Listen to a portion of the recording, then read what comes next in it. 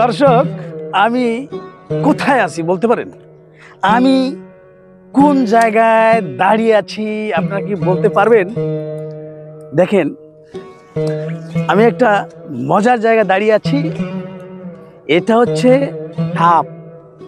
কচুরি দিয়ে এই ধাপ তৈরি করা হয়। এই ধাপের নিচে প্রায় 10 হাত পানি রয়েছে। এই পানির উপরে আমি এই মুহূর্তে অবস্থান করতেছি।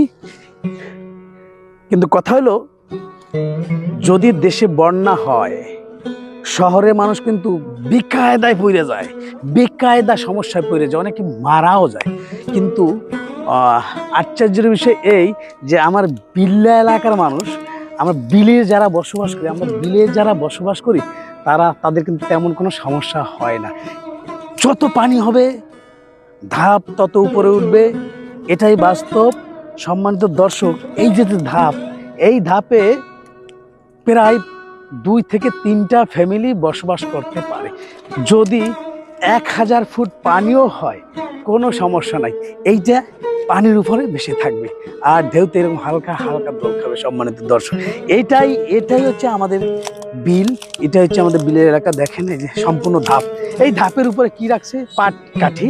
পাটকাঠি রাখা হয়েছে। এখানে চলা রাখবে আরো অনেক কিছু, এমনকি দোকানও হতে পারে।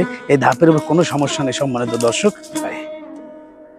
যত ঝড় হোক, যত বৃষ্টি হোক, যত বড় বন্যা হোক, কোনো সমস্যা নাই। বিলের মানুষ অসুবিধায় বেশি পড়ে না এই ধাপের জন্য। যাতায়াতের একটু সমস্যা হয়, রাস্তাঘাটটা ডুবে যায়, কিন্তু পানিতে কেউ ডুবে মারা যায় না এই ধাপের জন্যে। দোল খায়। তো আজকের ভিডিও এই পর্যন্ত। সবাই ভালো থাকবেন, সুস্থ থাকবেন। নতুন কোনো ভিডিওতে আপনাদের সাথে দেখা হবে, কথা হবে। ধন্যবাদ।